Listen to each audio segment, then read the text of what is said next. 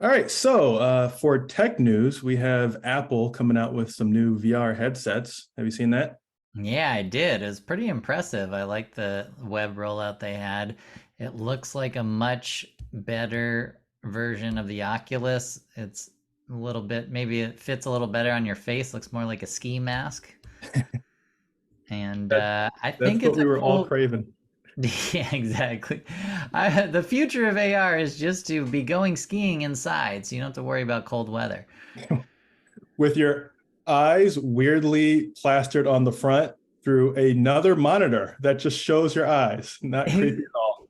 Exactly. And the use cases, I think it could be cool. I mean, it just shows people in their living room with a bunch of monitors and apps open and being able to have a workspace that's their whole room, which is cool. I mean, I just be curious how it actually feels because it's always kind of dizzying to get used to that kind of technology. So if you're going to wear it all day, like, I don't know if I want to just be dizzy while I have the world's largest monitor.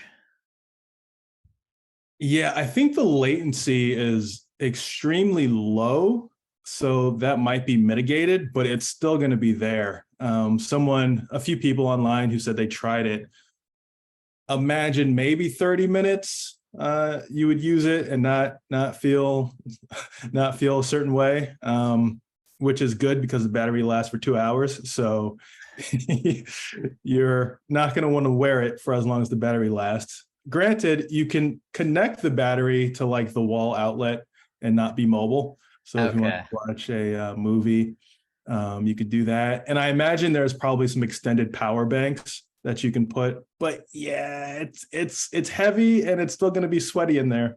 Yeah, it's just, these technology companies keep creating something that we're not exactly sure if there's a need for it at this given time, you know? And Apple always is like quick to release something that's not fully there yet. Like the fact that it's only a 2 hour battery. I feel like I always wait for the second or third generation Apple product because it always seems like it's not quite good enough every time. Yeah, and it was pretty ballsy to come out. I think last year VR AR space dropped by 50%. So the market is shrinking and then they dropped this, but to be fair, they've been working on this for years. So they probably didn't realize it was going to be such a diminishing market, but maybe they'll bring it back. Who knows? Yeah, it feels like they bought the ring and they just had to go through with the proposal, like one of those situations. So, what do you think about this in the bigger sense, where we have the metaverse, the VR space, where you're gonna try to live your reality, and specific to us, what does comedy look like in this reality? There's already been some sort of VR comedy shows and comedy club concepts. And it is cool to create an audience that's all over the world and be able to perform to those people and have kind of virtual comedy clubs. But it's it's still kind of awkward for the same dizziness factor for the same thing of, do you really want to if you really want to be with people in that way, you could most times it's easier to get out and go to a place. I think there's accessibility issues. I think that's the coolest thing about VR and AR is that people with disabilities and accessibility needs can Right. find a community and be able to express themselves through that world in a really cool way. So I think that's really cool about it, but it still feels very niche. Still feels like you might as well just watch a good Netflix special on your big screen TV that won't make you dizzy after 30 minutes. Do you think the interactions would be higher than if you did like the Netflix special? Yeah, I think that the interactions could definitely be something that's compelling for it, but then it also is how distracting this is that if you're interacting during the show, unless it's the comedian doing it, but even then, it's maybe if it's just specifically going to be a lot for crowd work type of comedy, then it could be an interesting way to just have a crowd all the time. Yeah, and you know as well as any, the crowd interactions can go downhill very quickly. That would be pretty funny. Just a comedian like, determining to be an amazing crowd work comic, and they just spend all day with their Apple headset on, just doing crowd work with people in the metaverse, and then they come out a few months later to clubs and they're amazing at crowd work because they've just been doing crowd work 18 hours a day. And you can do it and not have to worry about getting attacked on stage, which has been a thing. That's true. Yeah, you can't get hit by a beer bottle in the metaverse. And you can just click disconnect or ban someone from your show. You don't have to have bouncers, just a tech guy sitting there with a hot trigger button. Oh, that's funny. What do you think, let's say best case scenario, the atmosphere of virtual for comedy? I mean, I think best case scenario, you get a super wide and diverse audience and people who are going to be engaged because to just get the headset and then want to be there, it's like a big commitment monetarily and time wise. Um, I think that's best case scenario, but I'm still always wary of the internet and trolls and people feeling emboldened by not being in the room with you. I mean, just like looking at YouTube comments that I get on stand-up clips of people just saying like worst joke ever, you stink, you're the worst, something anti-Semitic. Like I just feel like people will still want to heckle even if they're there live. It's sort of like gaming, you know. I've heard that I'm not a gamer, but I've heard it's just all trash talk.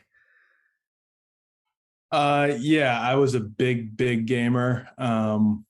The trash talk, believe it or not, is part of the good parts of the game. It is so intense.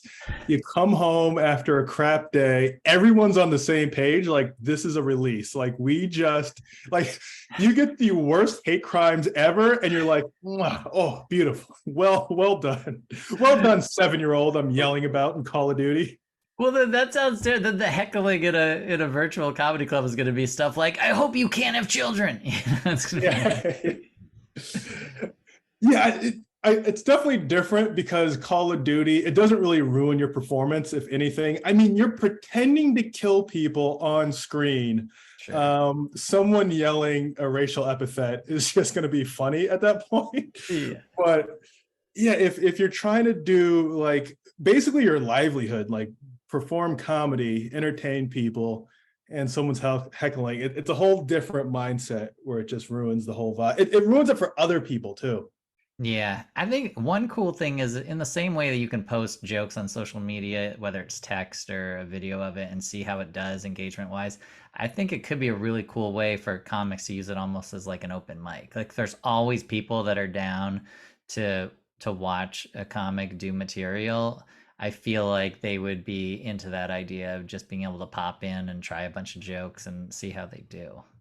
About 10 years ago, I went to go watch you perform in Orlando. It was this Orlando, I think it was a competition, but it was like a full weekend type thing. And watching tons of comedians, and you know, some people are hitting, some people are doing okay, yada yada. And I remember seeing Josh Johnson murder on a level I've never experienced in my life. And to be fair to him, I mean, he's a funny guy, but it was an experience that every single piece of the environment, every single piece of the joke had to be perfect for. Like it was kind of a hot, sweaty room. Everyone was shoulder to shoulder, standing room only. The stage was really close, and the stage was small too. So there was people like around the stage. It was the perfect amount of liquor. I've just never seen someone kill that much ever in my life. And I'm just thinking about all the small, like if that were dinner tables, people drinking wine, same exact set wouldn't have killed, wouldn't have done half of what it did. If the AC was working, it probably wouldn't have done as good as it was. Every single piece was just perfect. And it makes me think about like how much of that you're removing in a VR world. That's a really good point, and I remember that show. And then what was cool about that is Josh Johnson had not broken through yet, so that was Right. before anyone knew who he was. And Trey Crowder, who's another huge comedian, did that festival as well. And I remember him Wow. murdering, and I remember just being like, that dude is going to be famous. But I think that's a good point for how to design some of these virtual worlds. Like as you were talking, I could picture it should be like a comedy club setting where when you enter the room or whatever, you like pick a seat and then you're next to all these people. Like if I turn over here, I see another person in the metaverse sitting right Right. next to me and laughing or whatever with their avatar. Like I think that could be a really cool way where you actually can sort of pick where in the club you want to be and have it feel, have the ceiling be low like a comedy club, have the stage be small. And I think that could be a really interesting way to design these rooms. Yeah, if I guess that's the devil's advocate. Like I was thinking you may never be able to recreate it, but yeah, what you were saying, maybe you can recreate it like every time, where you can make it the perfect comedy environment every show. And it could also, they could probably also program it so that it seems like you have a front row perfect seat and everyone has that seat, but they just put the avatars in different areas Ooh, so everyone can have the best seat in the house. right. And that's even easier from a technological standpoint because you just need one 360 VR camera to be shooting where the person's performing, and Exactly. everyone can jump into that position. Yeah, that's awesome. So I think there's actually some benefits to it. I don't think it'll ever replace live performance or the other kind of passive entertainment that we talked about, like just watching Netflix. But I do think it's a cool way to go to a show in the same way that Peloton does that with like you can take a live class with one of your friends and you don't really see them, but you know that they're doing the class and you can high five them and the little like, button. And I think like doing stuff with people at like long distance, I think is an interesting kind of use of this kind of technology. And there could be hybrid scenarios where there's actual live performances and you just set up a camera in the, that ideal spot like you were talking about. And now instead of a couple hundred people in the room, there could be millions of people all over the world who are getting the same experience. Totally. And that, I mean, you brought up a great point there too, is that someone could tape a Netflix special and use one of those cameras. And then if you miss the live taping, which most of the world does, you could go in the metaverse and feel what it was like to be in that room and watching Chappelle Right. or watching Mulaney or watching Amy Schumer or whoever. Right. Yeah, and then you can seat hop too if you don't want the directly in front. You can go to the back balcony. And then what's also cool too, I know when I go to comedy shows, I like to look around. So those like middle or back seats, and I've done front, back, whatever. Like the middle and back, you get to see everyone reacting, and it's almost like a more communal experience. Whereas if you're like directly in the front, it's like it's you and the comedian, and there's not much else. Totally. Yeah, it opens up a lot of possibilities, a lot of ways to experience something without missing out. I'm much more excited about this now than when we first started this conversation. The uncanny valley, which I think will be sort of pushed through, but there's definitely that feeling when you see the recreation on the Apple headset where you're looking at it and you're like, oh, that's not a person. It's close. It's not a person. Totally. I heard that they're getting better with some of that stuff. Like I heard there's like a new kind of video conferencing technology where it's like more of a hologram, so like it does kind of feel like they're in Yeah. the room with you. So I wonder if that could be something that's like eventually, maybe like eventually they can make the metaverse be more of like a projection instead of you having to watch through a thing. So you can just go into like a blank room and have the stuff kind of beamed in instead of you having to beam yourself into this like nauseating experience. Yeah, I think it'll definitely get there. As a performer, looking out in the crowd and seeing a bunch of half human, uncanny valley people, would that mess with your performance? Or would you just like ignore it completely? How does that go? Uh, it depends. I think being aware of it, I think it can be kind of fun, especially because if everyone has like an avatar and it's like you see like a headless horseman in the crowd or whatever, or a donkey or something, I think there could be Oh, yeah. some funny things where it's like, what are you doing? But it's sort, I mean, When I started, I was so nervous that I really just looked at the crowd as like this sort of blob, and I didn't really look at individual faces. So I feel like I can go back to that mindset where it's just like, okay, people are gonna look ridiculous, so I'm just gonna do my stuff and like kind of listen to the laughter and not really care. But I'm at the point now where I do like to look at people and kind of find those moments where you can interact. So I think it would probably take you by surprise the first time. And as long as people aren't super unsettling, like with like, decapitated head laughing at you, something that's like very traumatic, but like otherwise, I don't really see it being a problem. There's gonna just like not hecklers, but I guess people in the audience who are looking at their phone and whatnot. You're gonna get people who like forget the headsets on and then like go to the bathroom or like they're talking to family members. It's gonna be crazy. Yeah, that's true. I mean, just think of the virtual shows we used to run during the pandemic where people weren't muted. And that's going to be a big problem is figuring out how to mute these people and not ruin that part of it. Yeah, hopefully that gets better because maybe AI could do like a better job detecting what audio is just shut offable. Because Yeah, I remember we were doing some shows and it was so hard to pinpoint the exact person who was making the sound. So you it just end up was. muting everyone or like a few people stay unmuted. And yeah, that's something that can be improved. But that's something I'm sure it'll be improved with AI. Yeah, no, that would be a terrible experience for the comedian. You're just doing your material and you hear somebody say, "I don't want dinner," or "I took the trash out last week." Yeah, it's like what? With the headset, at least Apple's headset being 3,500, I feel like it's going to be the opposite, where you get all these posh people with too much money with like monocles on.